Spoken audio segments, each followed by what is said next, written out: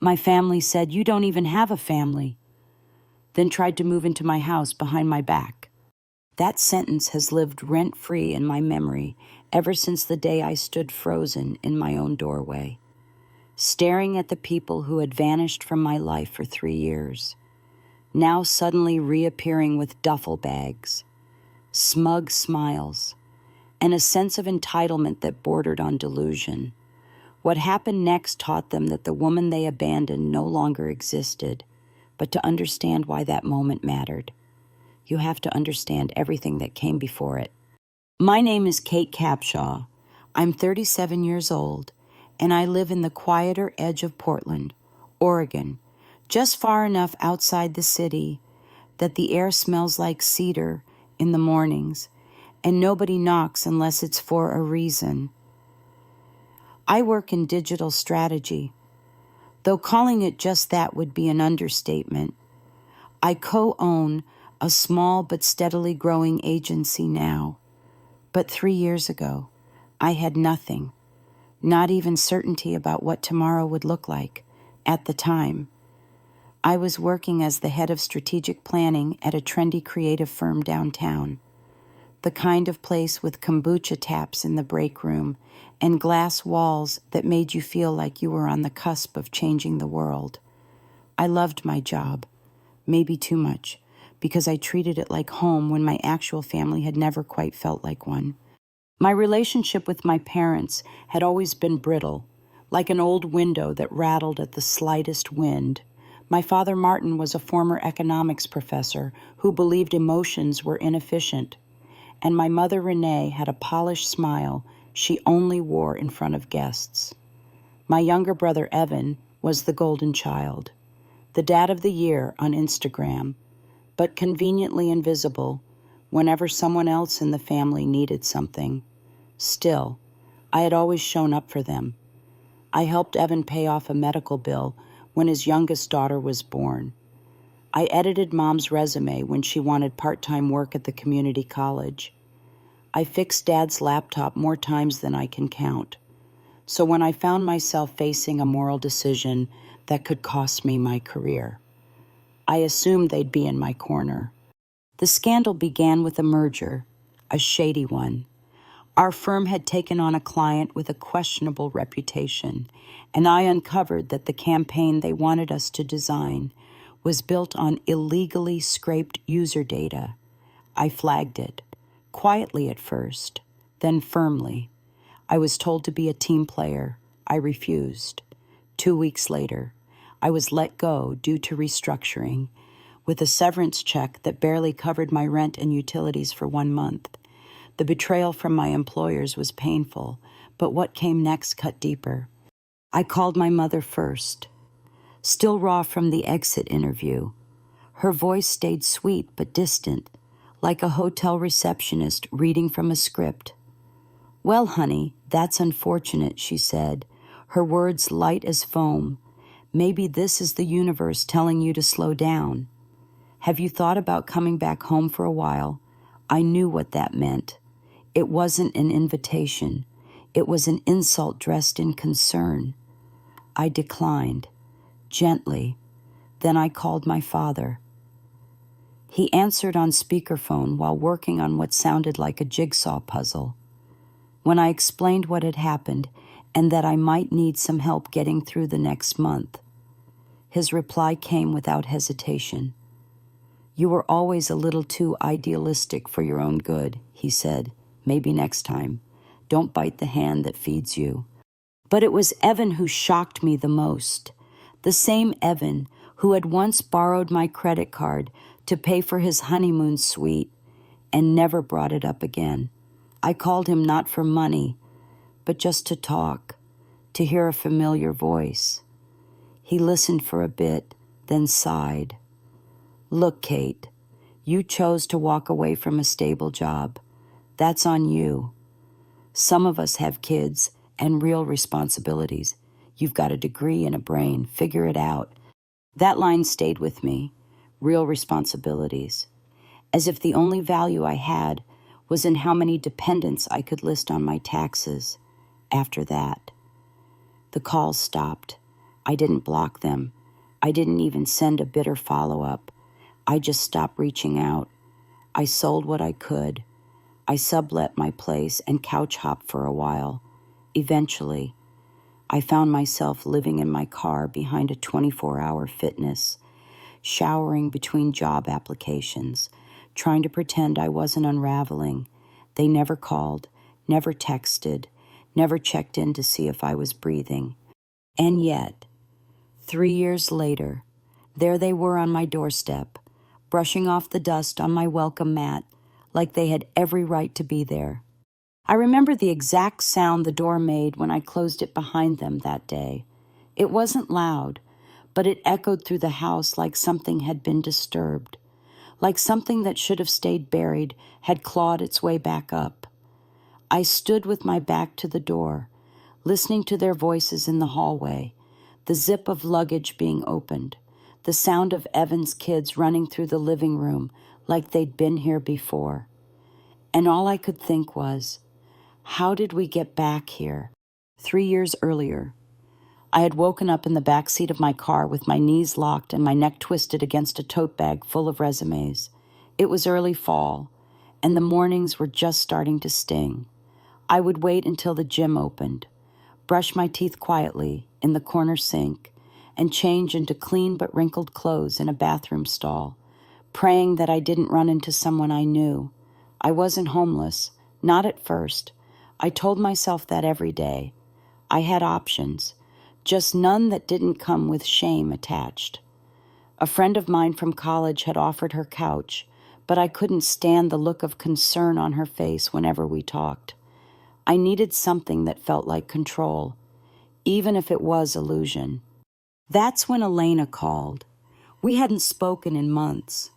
She had left the same firm about a year before I was let go, burned out and disillusioned. She was freelancing and had picked up some contract work with a nonprofit. They needed someone to fix a digital strategy mess from a previous agency. It paid almost nothing, and the timeline was brutal, but I said yes before she could even finish describing the role. That project led to another, small jobs, modest clients, but the work was honest and the people were grateful. Elena and I talked more, collaborated more, and slowly I started feeling like myself again. Around that time, I met Theo at a coffee shop that doubled as a co-working space. He was staring at his screen with the kind of frustration that made me smile because I recognized it. He was building a budgeting app for freelancers but couldn't figure out how to position it to potential investors. I offered a few suggestions. We exchanged emails, and within weeks we were working on a pitch deck together. His idea was smart, his work ethic relentless, and he respected my brain in a way I hadn't experienced in years. We didn't start dating right away. That came later, after we'd built a working rhythm and trusted each other with too many late-night phone calls and coffee-fueled strategy sessions. He never asked about my past, at least not directly, but I think he sensed I was rebuilding something from ashes. Money was still tight, and I took on bartending shifts at a local spot a few nights a week just to cover groceries and gas. There were nights I'd come home so tired that I'd cry standing up in the shower, but I never let it show at work. Every dollar felt like a battle I'd won. After a year, Theo and I signed our first client together under a joint venture name we came up with at 2 a.m. It was the smallest tech company in Oregon, but they took a chance on us. Then came a bakery chain, then a small eco-travel brand. Nothing glamorous, but it added up. I moved out of my shared studio and into a small 2-bedroom rental in Forest Grove, a 45-minute drive from downtown Portland, but quiet and safe. A year after that, I bought the house I live in now. It's modest, needs new paint in the hallway, and the dishwasher sounds like a freight train, but it's mine.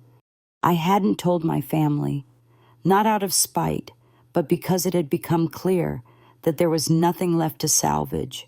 They hadn't called in years, and I stopped expecting them to. I sent cards to Evan's kids on birthdays and holidays. Even when I didn't get so much as a thank you, I kept my distance, but I never let myself become bitter. At least, that's what I told myself. Then came the knock at the door. My mother, in her usual pastel cardigan, smiled like we were meeting for brunch. My father nodded once and stepped inside without waiting for an invitation. Evan hovered behind them, holding a box labeled pantry.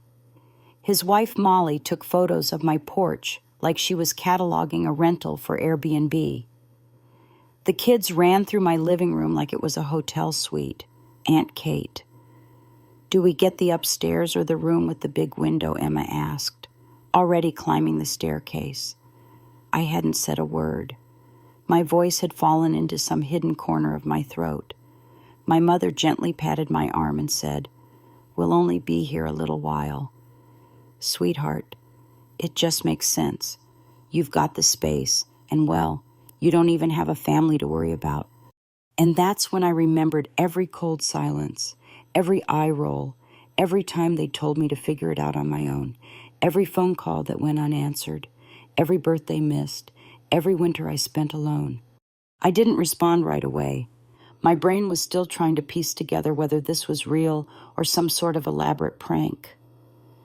My mother was already halfway into the kitchen, commenting on my tile backsplash like we were on a home tour.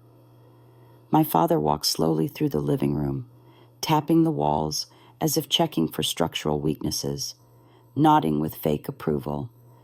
"You did well," he said vaguely, not looking at me, as if the house existed separate from me. Evan began directing his kids toward the hallway, one hand still gripping the box labeled pantry, like it was perfectly normal to show up at your sister's house with groceries for a stay no one agreed to.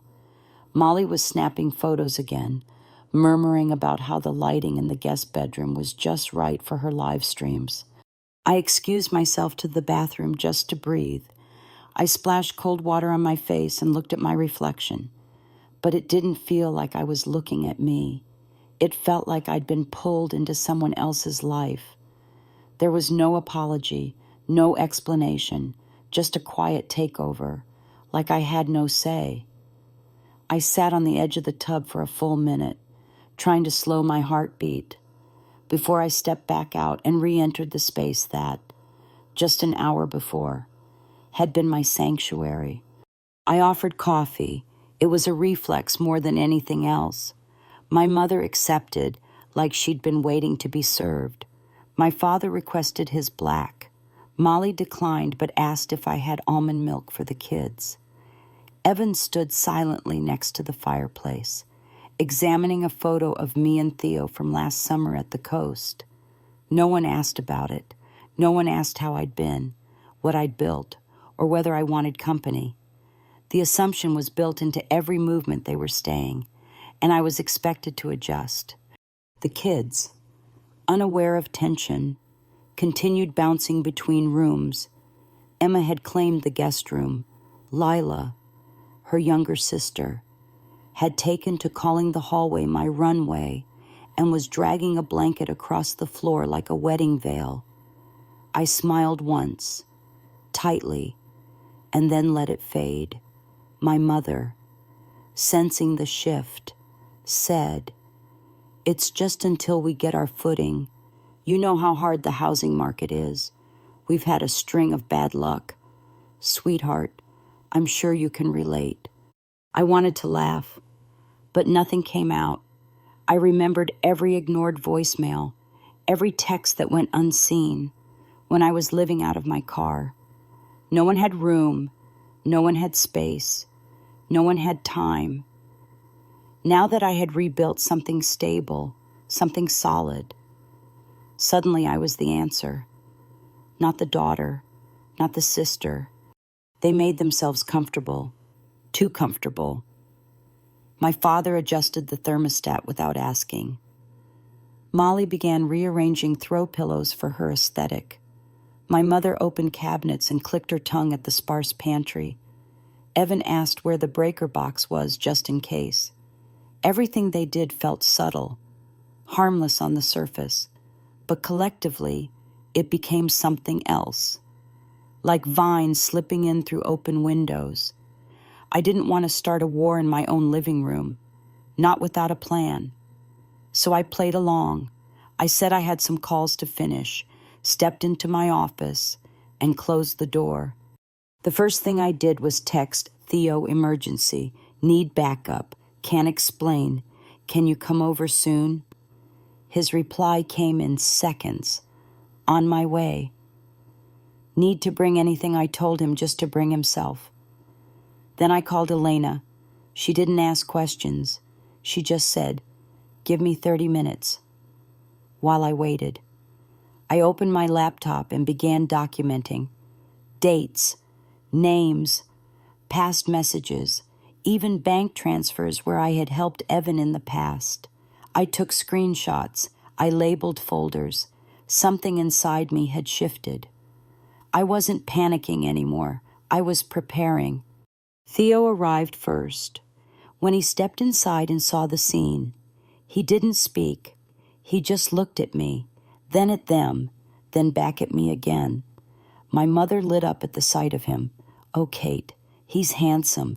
You never told us about him. I gave her a flat smile and walked to the kitchen with him. They're planning something, I whispered. I think they're trying to move in. His face hardened. Then let's make sure they don't. I nodded slowly. Not tonight. Let them stay. I need to see how deep this goes. It was a dangerous decision, but necessary. I wasn't going to throw them out without knowing exactly what they thought they were entitled to. I needed proof. I needed clarity. And most of all, I needed to remember that this was still my house, no matter how loudly they tried to overwrite that truth.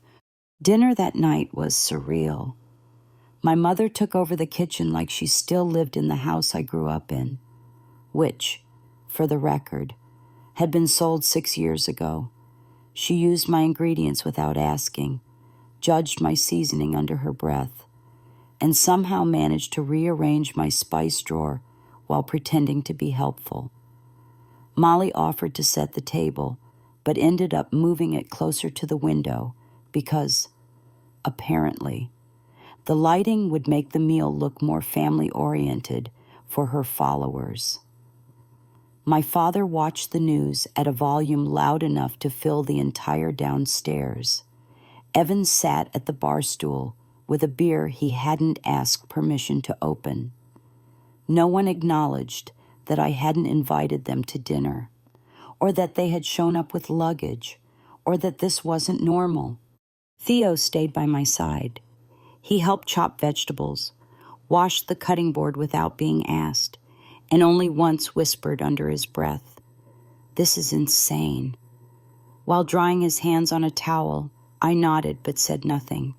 I was still gathering information, still watching the dynamics carefully, still weighing what I needed to say and when. We all sat down eventually, the kids in mismatched chairs because I only had 4 around the table. I had to bring in a stool from the office just to seat everyone. My own home suddenly felt too small for me. It was halfway through dinner when the mask began to slip. My mother asked, casually, "How long has the guest room been empty?" I blinked. "Since I moved in," I replied evenly. She smiled. "So plenty of time for the kids to settle in." Then, I didn't respond. Molly spoke up next.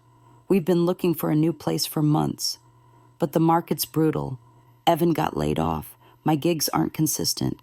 And honestly, with 2 kids, it's impossible. But this place, it just makes sense. You have more room than you need."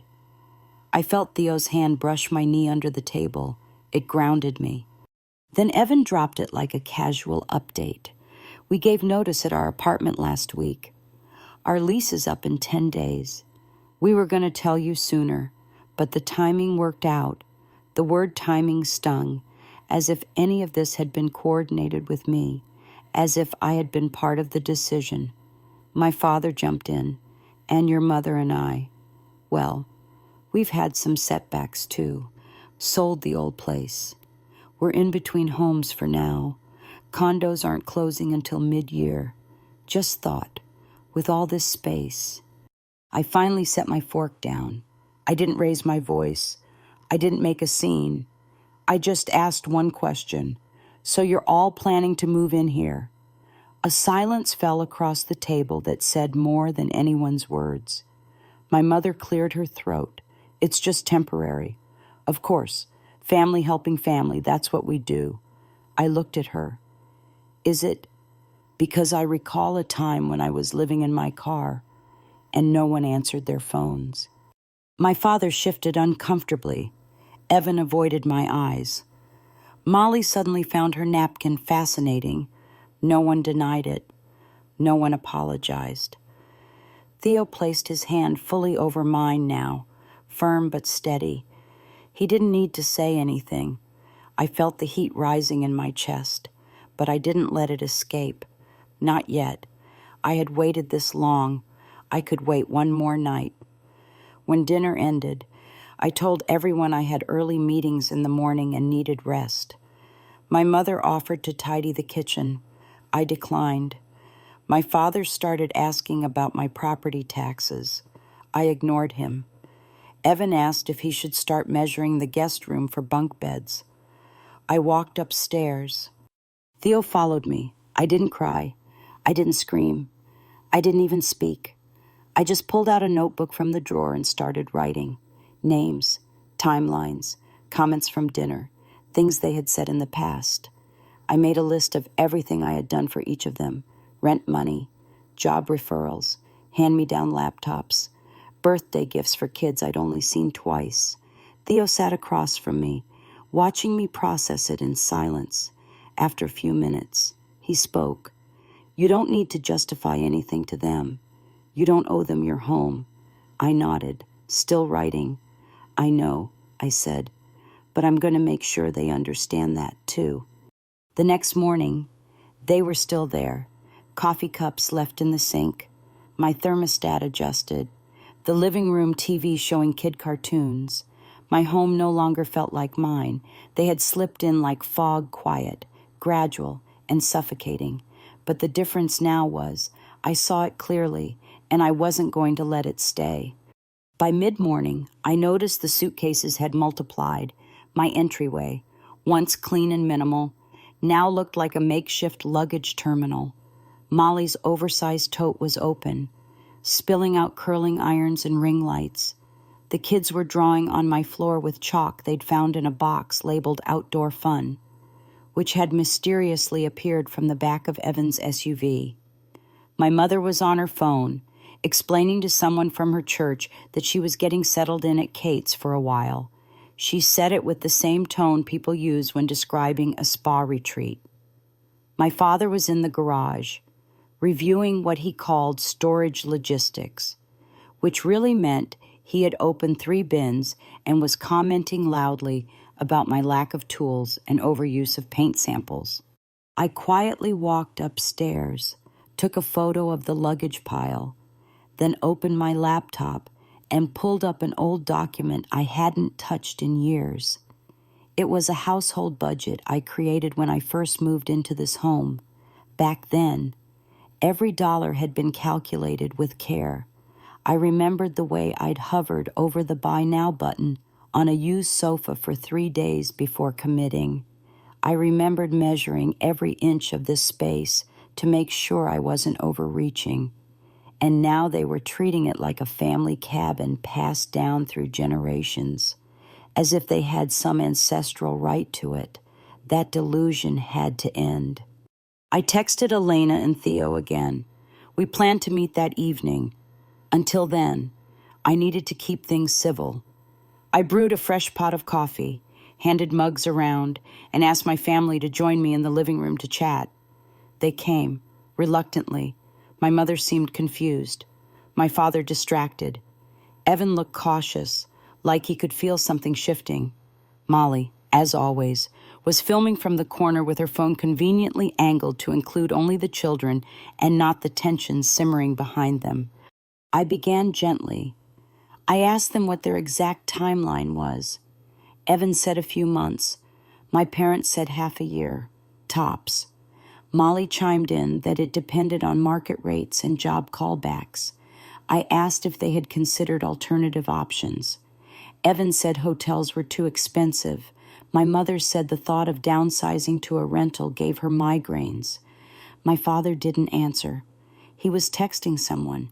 I looked at Molly and asked how many of her clients knew she didn't actually own the space she filmed in. Her smile faltered just enough for me to notice. I didn't push further. I closed the conversation by saying, "Let's give this a few days. We'll check in on Saturday." My voice was calm, not warm. I watched my mother exchange a glance with Evan that said more than her words ever could. They thought they had bought time. What they didn't know was that I had just started the clock. That night, Theo and Elena met me at a diner 2 blocks from the house. I laid everything out, what they said, what they brought, how they acted, and most importantly, what they didn't say. Elena shook her head slowly. "They're not visiting. Kate, they're moving in by assumption. It's a soft invasion." Theo reached across the table. "You need to draw the line now, before they start claiming legal residence." I had already looked up the local laws. If they stayed too long without a formal lease or agreement, they could begin asserting rights as tenants. The idea that my own family might use the law to trap me in a situation they caused made my stomach turn. Elena connected me with a friend of hers who specialized in tenancy law. Theo volunteered to stay at the house overnight for backup. I didn't argue. Back home, we acted normal. We ate with the family. We smiled through strained conversations. But once upstairs, I printed emails, pulled credit statements, and backed up text messages to the cloud. I locked my bedroom door and began packing away anything valuable, not because I didn't trust them, but because I didn't trust who they were becoming around entitlement. The next morning, I found my office door open. Emma was playing on my computer. Jacob had pulled books off the shelves. Molly was using my full-length mirror to test outfit combinations. My father had adjusted my Wi-Fi router, claiming it wasn't efficient. My mother was rearranging kitchen drawers, commenting that she preferred forks on the left. I stepped into the hallway and took a long breath. It wasn't just space they were taking. It was air, privacy, control, and identity. It was the life I'd rebuilt from nothing, slowly dissolving under the weight of their assumed authority. That's when I realized this wasn't just family acting out of desperation. It was strategy, and they believed I would surrender out of guilt or fatigue, but they had forgotten who I had to become to survive without them. And I was about to remind them. That Friday morning, I called in sick to work for the first time in over a year, not because I was unwell, but because I needed clarity, time, and full control over the day. I made a pot of coffee, set up my phone to record discreetly, and walked into the kitchen where my mother was already defrosting chicken she hadn't bought, in a home she didn't own, for a meal no one asked her to prepare. I asked her to sit down. My father wandered in, curious. Evan came next, rubbing his eyes, still in the t-shirt I had bought him 2 Christmases ago when he said he couldn't afford winter clothes for himself. Molly stayed upstairs, probably live streaming a tutorial on how to decorate someone else's guest room like it was yours. I opened a small notebook and read the date I had first called my father after my job loss. Then I read the date I called my mother, then Evan. I quoted their responses, word for word, from memory and screenshots. I reminded them of what they said, what they didn't say, and most importantly, what they didn't do. Not one meal offered, not one call returned, not one ride, bed, or kind gesture extended. I told them how long I lived in my car. I told them about brushing my teeth in a gas station bathroom. I told them about working 2 jobs just to afford health insurance, and I reminded them with a steady voice that every dollar in this house came from my hands alone.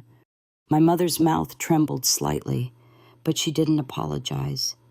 My father muttered something about everyone's struggles sometimes, which landed like a stone in water.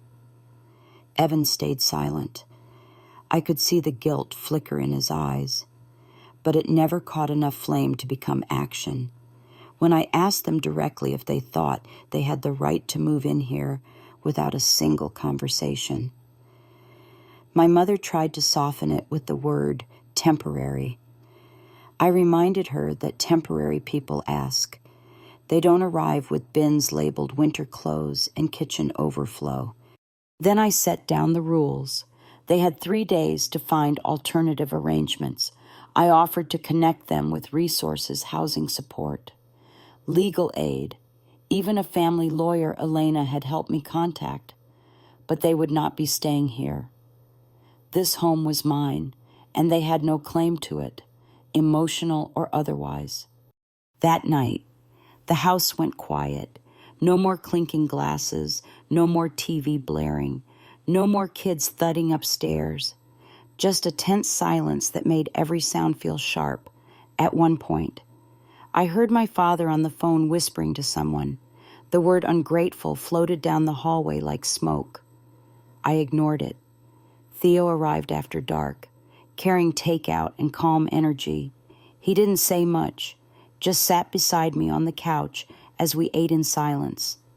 When I finally looked up, I asked, "Do you think I'm being cruel?" He shook his head. "No. I think you're drawing a line they never thought you'd have the strength to draw." The next day, Molly came down with her phone in hand and tears ready. She said her brand would suffer if they had to move again so suddenly. I reminded her gently that I had also once faced losing everything, and that my brand at the time was just survival. Evan asked for 1 more week. I said no. My parents didn't speak to me at all. But I saw them moving slowly, boxing things up, whispering in corners. I knew they weren't done. People like them rarely leave empty-handed, and I was right.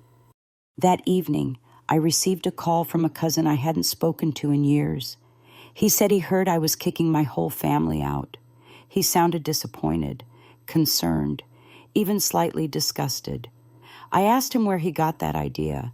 He said Aunt Renee had called the family group chat and told everyone that I had turned on them without warning, that I was choosing money over blood. I thanked him for the call, hung up, and began collecting every message, receipt, and photo I had into a single folder on my desktop labeled "just in case." By Sunday, they were mostly packed. I noticed they didn't clean as they left. My bathroom towels were still wet. My fridge was emptier. My living room rug had grape juice stains, but the silence returned, and this time it was mine. Theo stayed that night. We toasted with cheap wine and ordered food from the Thai place I loved. For the first time in a week, I could hear myself think. Then came the text from Evan. "Just know you'll regret this. We all will, but especially you." I didn't reply. I didn't need to, because I was done explaining to people who never once tried to understand. The Monday after they left, I woke up early, not out of habit, but because my body still hadn't remembered how to rest. I walked downstairs barefoot, the floor oddly quiet, as if even the walls were sighing in relief.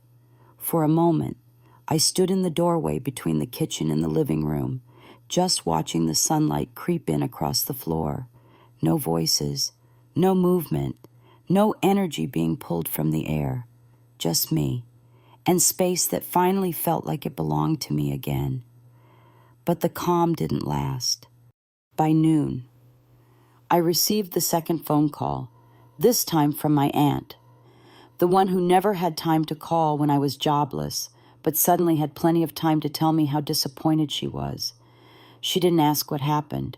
She didn't ask if I was okay. She started the call by saying, Family is supposed to be forever. Kate, I replied, so is respect. She hung up without another word. By the end of that week, I had been unfriended by 6 extended relatives. A childhood cousin I used to babysit posted a vague Facebook status about how some people change when they think success makes them better than loyalty. It got likes. One of the comments said, "Blood doesn't matter to the selfish. It didn't mention me by name, but it didn't need to." I took screenshots, not because I planned to use them, but because it reminded me of how quickly narratives get twisted when one person refuses to be quiet and compliant. Theo told me I didn't have to read them. Elena said to block and move on, but part of me needed to see it, not to internalize it, but to face it head on. Because when people show you the version of you they want to believe, it teaches you more about their motives than yours. I wasn't looking for revenge. I was looking for clarity. And now I had it. That same week, Molly started tagging the kids in Instagram videos from the transition house. As she called it, her captions were laced with martyrdom. Starting over is hard, but with love and faith, we rise. There were shots of the kids eating on the floor, playing near boxes, smiling in staged moments of discomfort. The implication was obvious. They had been displaced, and someone had done the displacing again. I didn't respond. I didn't correct. I let the silence speak, because sometimes the loudest thing you can say is nothing at all. But what hit harder than any comment or vague post was the realization that the same people who once ignored me when I had nothing were now furious that I wouldn't give them everything. That wasn't about family. That was about entitlement. And for the first time, I saw it with sharp edges, not through the blur of childhood loyalty or guilt, but with the clarity of someone who had rebuilt from dust and wasn't about to hand over the keys to her sanctuary just because someone had her last name. I focused back on work. Our firm was taking on 3 new clients, and I was leading 2 of the onboarding strategies. Theo and I had scheduled a webinar for small business owners, and I had interviews lined up with a digital magazine covering female-led consultancies in the Pacific Northwest. The house felt alive again, not with noise, but with momentum, the kind I had earned, the kind no one could fake or force their way into. Then, 2 weeks later, a letter arrived. It was from a lawyer, not a lawsuit, but a formal request for consideration regarding temporary cohabitation and mutual familial housing support. The wording was vague enough to be laughable, but the message was clear. Evan and Molly were trying to establish some paper trail, perhaps hoping to later claim tenancy or dispute eviction if things escalated. I didn't laugh. I scanned it, uploaded it to my folder, and forwarded it directly to Elena's legal contact. Within an hour, I received a reply. The attorney said I had nothing to worry about for now. There was no legal standing.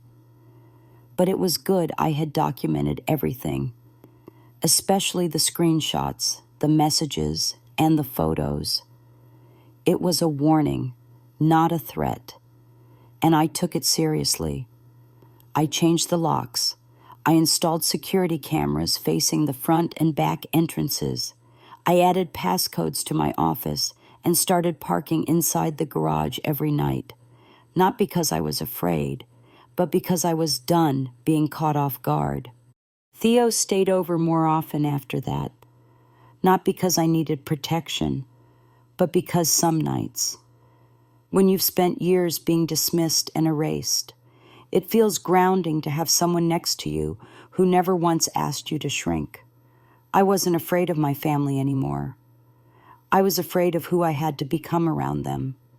and I had no plans of ever being that woman again.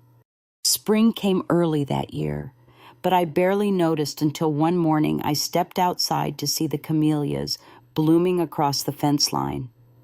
For a few seconds, I just stood there, coffee in hand, staring at the fragile pink petals and wondering how many seasons had passed without me really living inside them.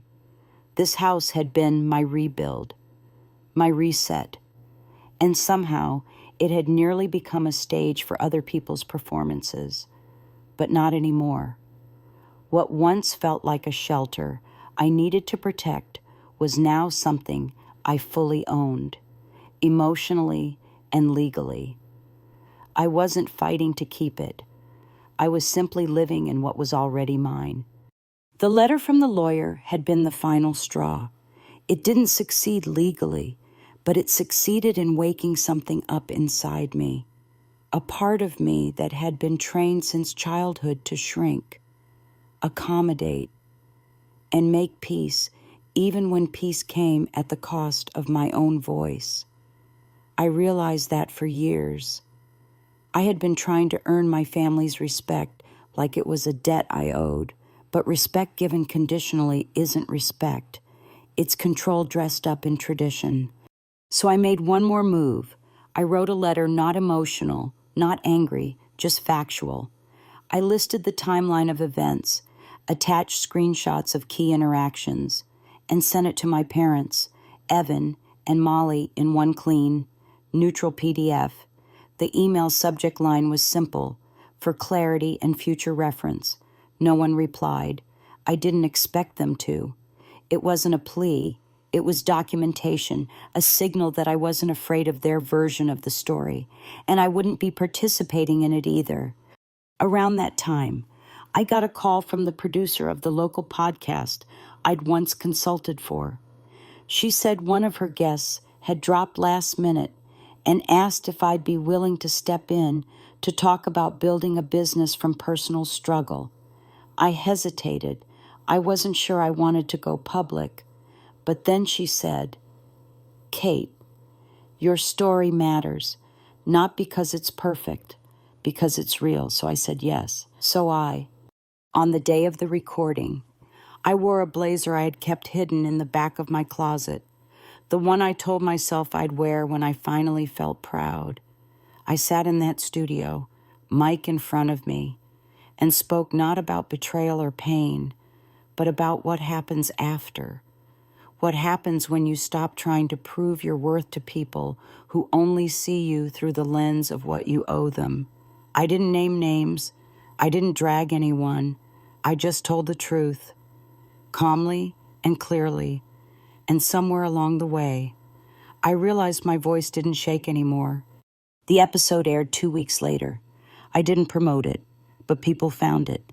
Former clients, old classmates, even 2 of my aunts who had gone silent after the family fallout. One of them messaged me privately. She didn't say sorry. She just wrote, "I listened. I understand now." That was enough. Meanwhile, Theo and I started quietly planning a retreat series for women in transition, women who were rebuilding from loss, divorce, burnout, or family collapse. We didn't rush it. We designed it slowly, intentionally, layering in everything I had once needed but never received. Resources, coaching, boundaries, grace. He handled logistics. I wrote the curriculum. It wasn't just a project, it was an answer. Every so often, I'd still get updates from the extended family grapevine. Evan and Molly had moved in with her cousin. My parents had finally closed on their downsized condo. No one said thank you. No one reached out. But they also didn't show up at my door again. And that was enough closure for me. One night, as I was locking up the house, I noticed a small package by the door. No name, no return address. Inside was a photo album, pictures from when we were kids, summers at the lake, Christmas mornings, school plays. On the last page was a photo I had never seen. It was me, maybe 12 years old, sitting alone at a park bench with a book in my lap. In the corner, scribbled faintly in my mother's handwriting, it said, "She always had her own mind." I don't know why she sent it. Maybe it was guilt. Maybe it was a soft goodbye. I didn't reply. I just slipped the photo into the back of my closet, behind that same blazer. Not because I wanted to forget, because I finally knew how to remember without hurting. This house no longer felt like a battlefield. It felt like home. Not because I defended it with noise or anger, but because I filled it with proof of who I became when no one showed up. And that was something they could never take. No matter how many times they tried to rewrite the story. The retreat series launched quietly, just the way I wanted. No press, no influencers, no overproduced announcement videos, just a soft web page, an email list, and a few women brave enough to say, "I think I'm ready." Our first event took place in a rented lake cabin 2 hours outside the city. There were 6 women.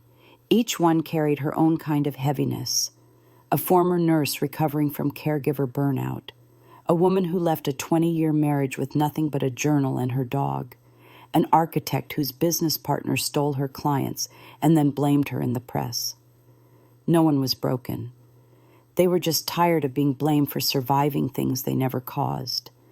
On the second day, as we sat in a circle sipping tea, one of them asked how I managed to let go without letting it ruin me. I thought about that question all night. The truth is, I never let go. I just stopped gripping pain like it was proof of who I used to be. I let it sit beside me, not inside me, and when it spoke, I listened, but I didn't obey. There's a difference. Back in the city, my work picked up. I was invited to speak at a leadership panel alongside women I had once only read about in Forbes, not because I was famous, because someone had recommended me quietly, confidently, the way real credibility spreads. At the event, I told a story about boundaries, not theory, not trend, real boundaries. Like changing the locks on your own house after your family crosses one line too many. People laughed. Not because it was funny, but because it was familiar.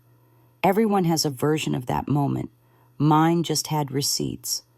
One afternoon, months later, Theo and I were walking through the farmer's market when he stopped by a stall and picked up a jar of jam.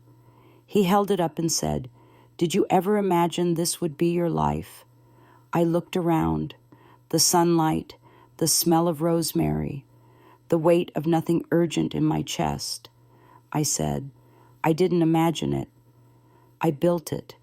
And for once, I believed it wasn't just a line, it was a fact. That summer, I got an email from my father. It had no subject line, just 4 sentences. He said he hoped I was well. He said they had moved into a smaller place. He said he sometimes thought about how things turned out. And he said he missed Sunday breakfasts. I read it 3 times. Then I closed my laptop. I didn't delete it. I didn't reply either. There are some wounds that don't need closure. They just need peace. And I already had mine. Molly eventually rebranded. She leaned harder into motherhood content, started wearing prairie dresses, and posted quotes about gentle parenting and radical grace. Someone sent me one of her reels where she said, "No matter how people treat you, always keep the door of your heart open." I watched it once. Then I muted her account, not out of anger, out of clarity. Doors can be open, but boundaries still exist. And I had learned mine the hard way. Evan reached out through a LinkedIn message. Of all places, he said he was looking for freelance strategy work. He didn't ask for a job. He didn't apologize, just sent a cold, formal connection request with a brief hope you're doing well. I didn't accept. Some people will always think you owe them a shortcut just because you took the longer road and made it work. That fall, I hosted our third retreat. There were 22 women. We had a wait list. One night, while we were sharing stories by the fire, a participant asked what I would say to my younger self if I could go back to that first night in the car. I paused, not because I didn't know, because part of me didn't want to break the stillness with something that heavy. But then I said, I would tell her she wasn't lost. She was just finally out of their map. There was a silence. A few women nodded. One reached over and squeezed my hand. I don't check the family group chat anymore. I don't wait for holidays to bring reconciliation. I don't expect them to understand the full story, because they only ever learned the parts that served them. But I know mine, and I carry it not with shame, but with steadiness, like a house built brick by brick after the storm, standing not because the rain stopped, but because the foundation was rebuilt stronger. I still walk past the guest room sometimes, the one they had turned into a full-time space, as if permanence could be claimed through force of habit.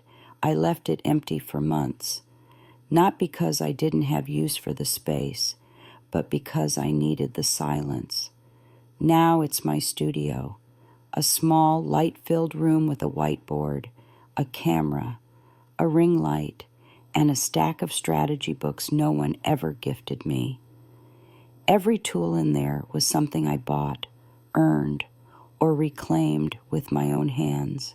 Some mornings, I sit in that chair and think about how easily people can try to rewrite your story when they think you won't speak up. But I did, and now it's written on my terms. The irony is that the moment I stopped trying to make people see my worth was the moment I became undeniable. Not because I fought harder, but because I stopped performing pain in ways they could understand. I chose progress instead of proof, and somehow that became the loudest message of all. Theo asked me recently if I still think about them, the ones who moved in without asking, the ones who watched me fall and still asked for more. I told him the truth. I don't think about what they took. I think about what I protected, because healing doesn't always look like forgiveness or reconciliation. Sometimes it looks like knowing when to close a door and when to reinforce the lock. We hosted our fourth retreat in Oregon this time. It sold out in 3 days.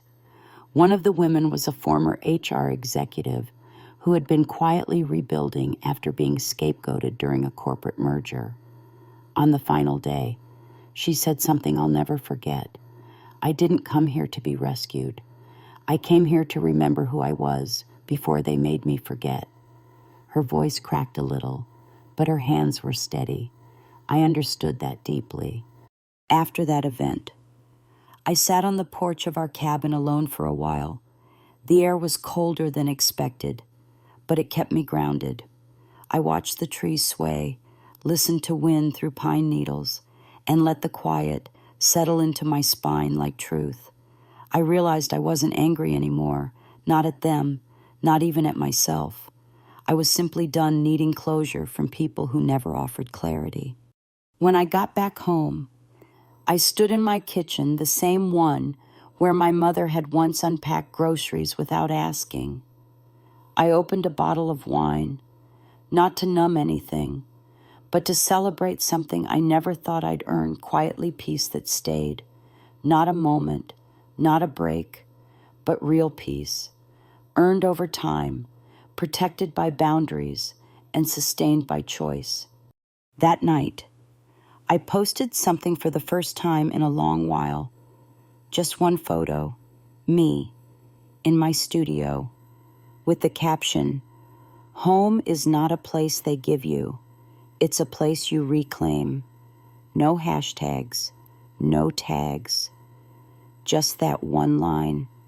I didn't expect much, but the DMs came slowly, people saying they felt seen, women who had chosen distance over damage, men who had rebuilt alone and finally stopped apologizing for it. One message simply read, "Thank you for not turning bitter. You reminded me I still have time." I don't know if my family ever saw that post. I don't really care, because this version of me doesn't speak to be heard by them. She speaks to be found by those still crawling through the same silence I once called home. And when people now ask, "Do you ever regret cutting them off?" my answer is simple. I didn't cut anyone off. I just stopped giving chances to people who use them as weapons. That's not cruelty. That's clarity. As for what comes next, I don't have a 10-year plan anymore. I don't need one. I have this life, this house, this version of me that no longer flinches when people say you've changed, as if growth is something shameful. And if there's one thing I've learned, it's this: sometimes the boldest thing you can do is build a life so honest. It makes the people who underestimated you uncomfortable. So now I leave you with this, not as a warning, not as advice, but as a mirror. What would your life look like if you stopped performing loyalty for people who never protected you?